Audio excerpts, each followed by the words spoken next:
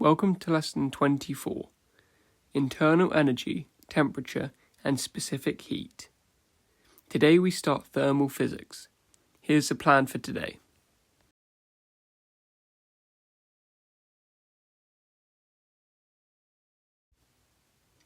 Zoom right in on any substance and you see particles in constant motion, colliding, vibrating, jostling. Each of those particles has kinetic energy from its motion and potential energy from its position relative to its neighbours because of the forces between them.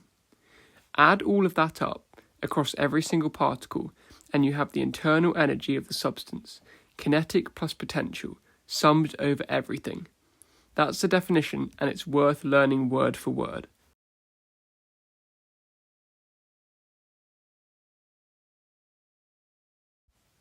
So how do you increase a substance's internal energy? Only two ways. You can heat it or you can do work on it. Rubbing your hands together does work and they warm up. And that gives us the first law of thermodynamics.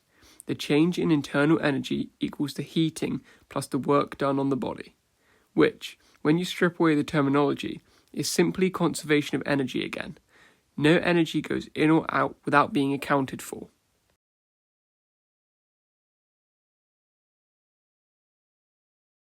It's worth being able to draw the three states at the molecular level because it explains their energies.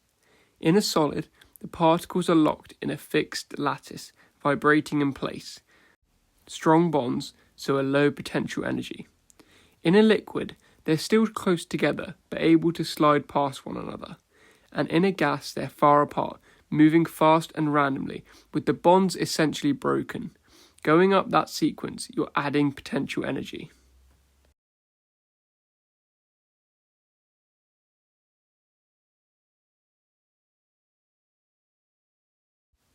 Temperature and internal energy aren't the same thing.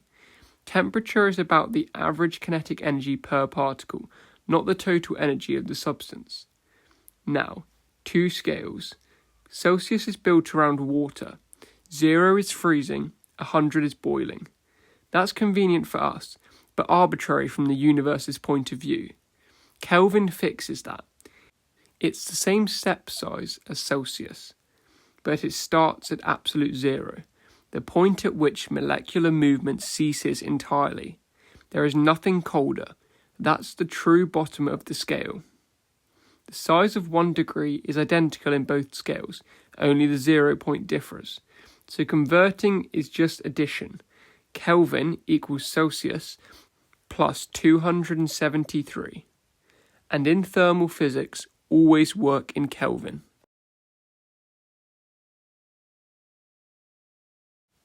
Now the practical question.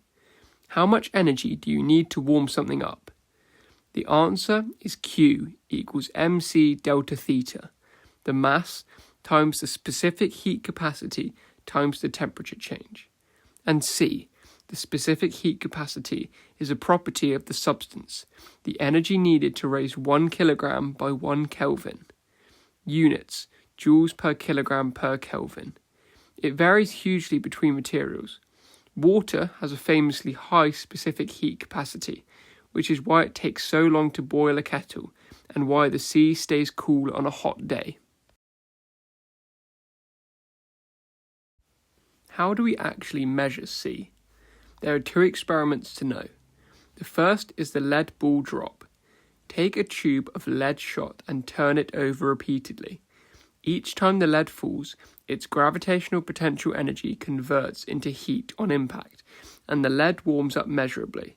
So mgh equals mc delta theta, and you can solve for C. It's a lovely experiment, but it only really works for lead, which is soft and doesn't bounce. The more general method is an electrical heater embedded in a block of the material.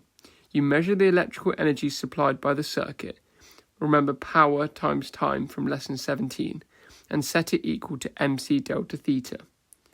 Measure the temperature rise, and C falls out. That's the standard required practical.